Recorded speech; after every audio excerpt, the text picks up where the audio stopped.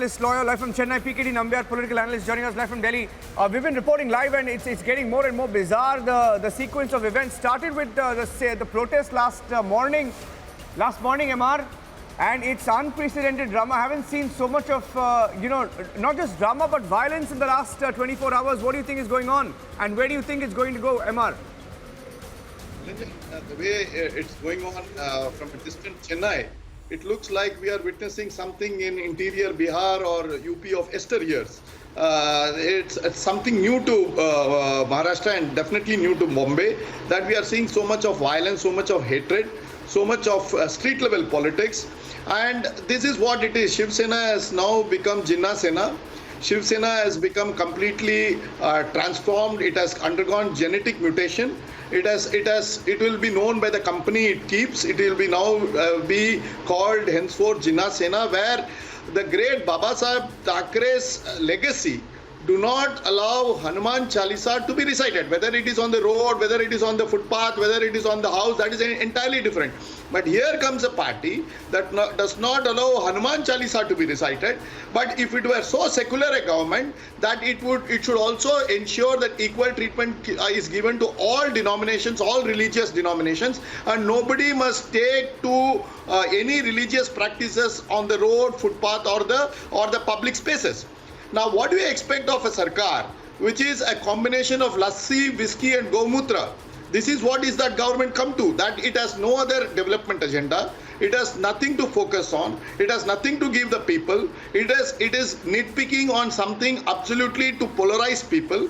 Its entire energies are frittered on something nonsense or nonsensical, and unfortunately there is no development. What has happened to my great Bombay, where I used to live? I blossomed as a professional in Bombay. What I see out of Bombay today is nothing but crass communalism and street level politics. And unfortunately, this is going to be the city, and this is not a property only of Mumbaikars or Maharashtrians. Mumbai belongs to all Indians. We see Mumbai as the gateway to global finance, and global investment files its destination India through Mumbai.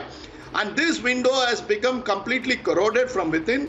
The Maharashtra government is solely responsible, and I am seeing a huge loss for India as an investment destination, thanks to the Maharashtrian politicians and the level of gutter politics that is being played out in the streets. So this has got multi-dimensional ramifications. This cannot be looked only at merely Shiv Sena versus BJP. This has got extraordinary ramification for India and India as an investment destination. Our finance minister is in US talking about India as an investment destination, calling for investments from across the globe. But here in Mumbai, you see the rampant violence, the type of lawlessness that is prevalent in the streets, and we have brought it down to this level that Hanuman Chalisa cannot be recited in this country.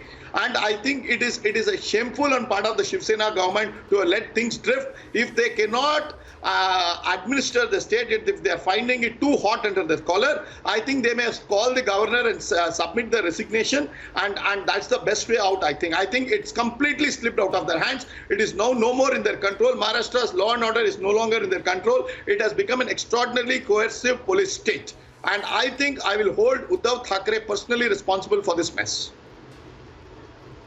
PKD Nambiar as well. PKD, could this have been stopped from coming to this? Because the genesis of this was the protest outside the Chief Minister's residence over Hanuman Chalisa. That protest was called off, in fact, yesterday. And after that, there was an escalation with the arrest. And then the attack on Kirit Somaya and his car. A day before yesterday, there was an attack on another leader called Mohit Kamboj. So situation, has escalated. It could have been prevented. But I think the chosen path is to escalate whatever's going on here. PKD. See, you need to understand that when a government itself or the ruling government or the ruling party itself is on the street in creating a street fight, who can help you? Nobody can help. Nobody can help. The law and order, the people who are supposed to protect the law and order of the state is taken the law in their own hands. They are behaving like a goons and on the street.